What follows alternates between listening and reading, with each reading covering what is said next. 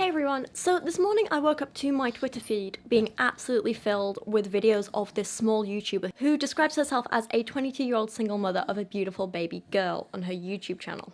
Her channel is tiny, we're looking at like under 1,000 subs, so she's not exactly huge, but looking at her channel she makes a lot of videos about things like crystals and, you know, all that pseudoscience stuff, paranormal stuff, and occasionally she will review makeup and things like that. You know, kind of usual stuff. Seems okay, seems innocent. Until yesterday, that is, when she uploaded a video with her 2-year-old daughter crying her eyes out in the background, saying that she just beat her because she ruined her makeup palette.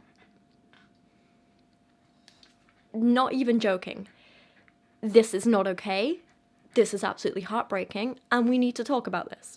I'll warn you now, the video that you are going to see is not pleasant to watch. It is absolutely heartbreaking. It made me so sad, so uncomfortable. It's absolutely awful.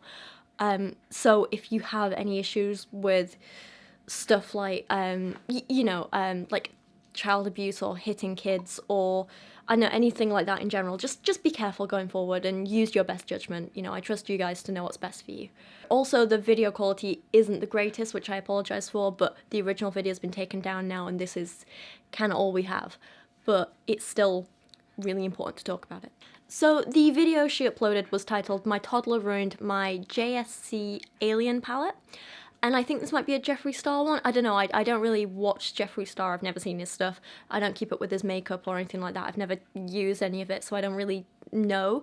I think from what I've seen and heard, his makeup seems to be good. I've heard really good reviews, but I think it just looks a bit overpriced, so I don't know, yeah. Anyway, not the point here. She opens her video by asking if we can hear her 2-year-old crying her eyes out in the background. Watch this. Y'all hear that, right?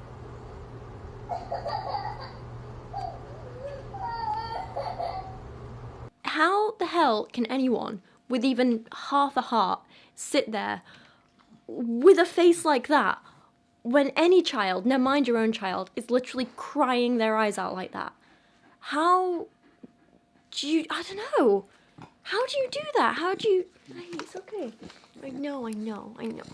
She knows I'm stressed. It's okay, baby. I love you too. I love you. It's alright. You're a good girl. Sorry, Kyra knows from the tone of my voice when I'm stressed and upset. But see, this is kind of a good point. You know I'm not a human parent. I don't have an actual child, but I do have my Kyra here. And she is my daughter and I treat her like one. And she's everything to me. And the thing is, Kyra is a really good girl. She is an absolute angel, but very occasionally she will do something a little bit cheeky. She'll do something that she shouldn't. It's so rare that I actually struggle to come up with examples for this video. But there was one time when I was filming the podcast with the Here and How that I used to do with Thomas and Steve. There was one time I was filming that. I came back in the room and she got into a packet of Twixes and she'd eaten them, wrapper and everything. And I was so worried that she'd make herself ill. And I was really panicked and stuff, and I had to tell her off for that because that was a bad thing to do. Or there was another time when we were out in the garden, she saw a fox and she just chased it and she ran across a road without looking, and it was really bad. And I had to tell her off for that as well. She doesn't misbehave often, but when she does, we have to pull out what me and Dan naively start calling the N-word. We didn't think this through. Basically, it's the word I'm going to put on screen right now. I don't want to say it because it does stress her out and I don't want her to think she's done anything wrong right now. So, you know, we don't use it unless it's an extreme situation. Yeah, the thing is when she has done something wrong and we have to say that word, she does feel so guilty and she'll get down on the floor and she'll hide her face in her paws and she pants and she cries and it breaks my heart. And I hate hearing her like that, and I hate seeing her stressed out. I hate seeing her upset and feeling guilty. And the thing is, she has to learn her lesson, so I have to pretend to stay mad at her and not give her attention or cuddles for 5-10 minutes, something like that. But hearing her cry, all I want to do is pick her up and kiss her and cuddle her and be like, "It's okay, my bean. I'm gonna love you forever. No matter what you do, I'm always gonna love you." But when she has done something wrong, I have to wait a bit and not give her any attention for a while, and it breaks my heart.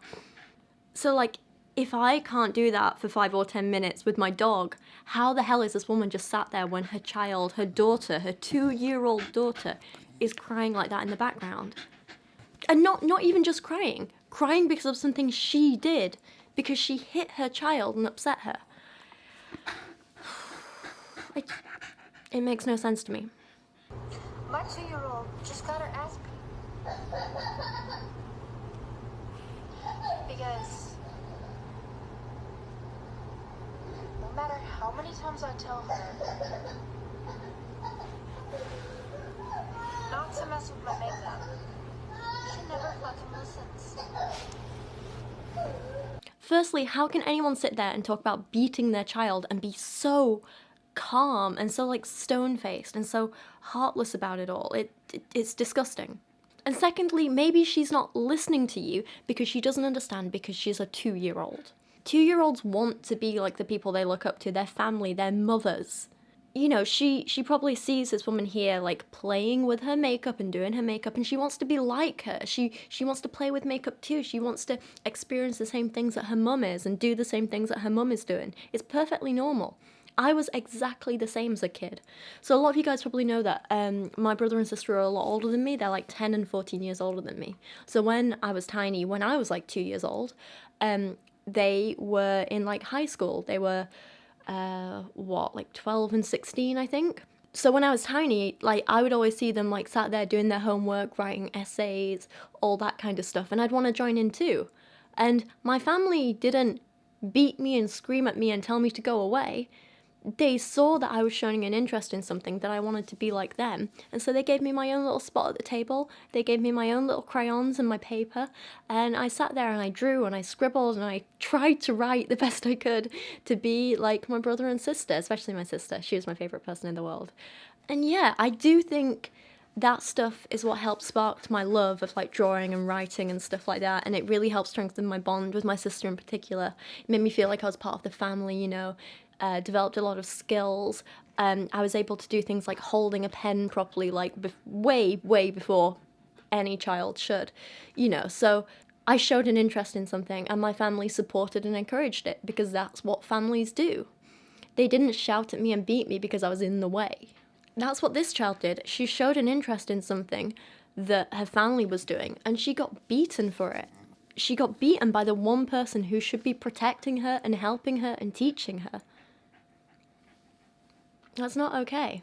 Kids need to know that even when they screw up by accident, because that's what this was, it was an accident. She didn't mean to destroy the palette. She didn't go out there looking to hurt her mum. It was an accident. She wasn't acting maliciously. Kids need to know that when they screw up by accident, their families, especially their mothers, especially their parents, are going to be there for them and still love them unconditionally, and they're going to help them through, and they're going to help them put it right, and they're going to support them regardless, you know? Kyra makes genuine mistakes sometimes, and I can't be mad at her for that. When she does something bad, but I know it's an accident, I never bring out the N-word, because that just wouldn't be fair, because it's not like she did something on purpose. It's not like she did something maliciously. So, hello. I love you too. Yes, I'm talking about you. I'm talking about you. So when we first moved into this place, I treat myself to these two, like, absolutely beautiful gin glasses. I was really excited about them. I really loved them. They were gorgeous. And the first night, I poured myself a drink, and I put the glass on the bedside table, and me and Kyra were having snuggles, and she got so excited. Her tail started wagging everywhere, and she knocked one of these glasses off, and it went flying across the bedroom, spilt, I think it was lemonade, everywhere, and the glass broke, and Kyra just immediately panicked, and she ran into the other room, and she was, like, crying, and she was shaking, and she was scared. And the first thing I did, I was like, screw that glass, no. First thing I did was come into the other room, and I cuddled her, and I kissed her, and I told her how much I loved her, and how I knew it was an accident, and that she hadn't done anything wrong, and it was just one of those things that happened, you know. And I made sure that she was calm and happy and safe, and she knew she wasn't in trouble before I did any kind of clearing up or anything like that, because that's what you do when someone you love has an accident. You make sure they're okay, and then you help them fix it. And ever since then, I just make sure I don't put glasses on that particular bedside table, because I know it's in the tail zone, isn't it? The tail zone. She's always wagging her tail. Aren't you? My happy girl. Yes. I can't imagine getting so angry with someone so small and innocent over an accident. I put it away to where she can't find it. And what does she do? She finds it. At this point, I need a freaking safe with a combination on it to keep her out of it. She has ruined 2 pallets of mine, and one of them is being discontinued. Okay, here's an idea, and here is exactly what I would do. Buy the kid her own makeup. She's clearly interested in it, so give her some of her own to play with. And it doesn't have to be expensive. Go to Poundland and get her one of those cheap kits with like 5 eyeshadows and a lip gloss in it, and when she inevitably destroys it the first time, you can get her a new one, and it's going to cost you like £1. And then when she destroys that, you can get her a new one, and eventually she's going to learn to not destroy it and how to apply it properly. Spend time... Hey, it's okay. Spend time with her, play with her, teach her how to use it and to apply it, and when she has accidents, it's not going to cost a fortune to replace it, but she's going to learn and she's going to feel involved, and she's going to feel like you and her are doing something together, that you're encouraging her interests and supporting her. That's what you should be doing. And you're teaching her and you're giving her these tools that she can learn with in a non-destructive way. And again, I hate to keep bringing Kyra up as an example, but I do think there's a hell of a lot of similarities between dogs and kids of that age. Like, my niece Matilda is probably 18 months now, and her and Kyra are basically the same person. So much in common.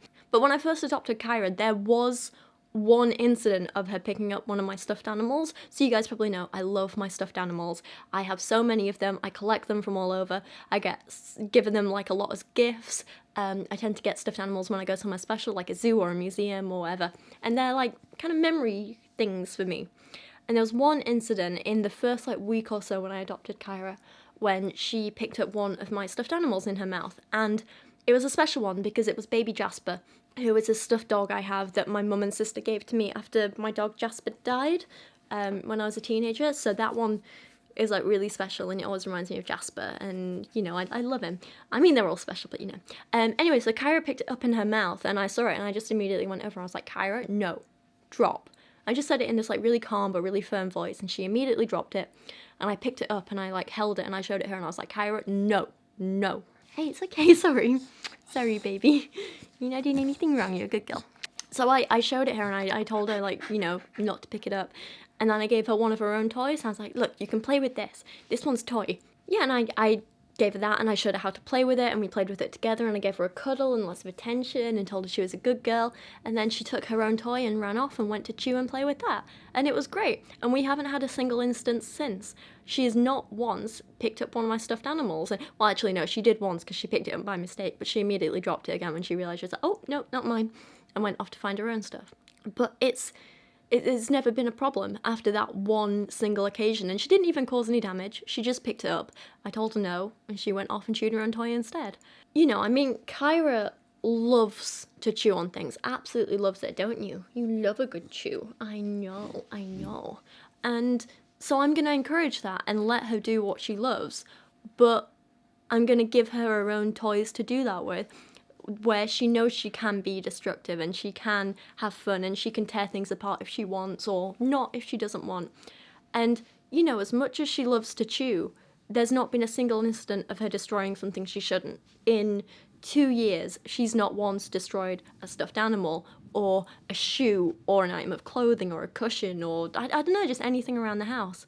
And a lot of people are shocked by that because they see what she can do to her toys and they're like, yeah, but how does she know the difference? I'm like, I told her, and I taught her, and I was like, look, you can only chew the toys that I give you to play with and say toy and show you that they're yours, and I don't know. And it's not just that Kyra's amazingly smart, although you are, aren't you? You're my smart girl. I know, I love you. But the exact same thing would have worked with a kid. If the mother had taken away her palette and said no, and then given the daughter her own to play with and said, this is yours. They could have played together and it would have been lovely, but yeah. It's heartbreaking that she didn't think of that. 1 second. My hand hurts. Because I just beat the crap out of her. No. Wow. Yeah. I'm not even sorry that I don't have any sympathy. I just don't have any sympathy. If your hand hurts, imagine how your poor, innocent, tiny little child feels. Not only is this absolutely terrible parenting and a complete misunderstanding of your child and their needs and their development, but imagine caring more about a stupid makeup palette than your own child. I would literally give up everything in this flat to keep Kyra happy and safe, you know. And you guys know, I love my stuffed animals, I love my makeup, I love my books. I'd give it all up for this one, wouldn't I? Because that's what you do as a parent. You put your kid first, or in my case, my daughter. My daughter dog. My doggo. I just can't imagine ever putting something so stupid as a makeup palette ahead of my family. It's ridiculous, right? That's not just me. It's disgusting. That's the only word I have for it.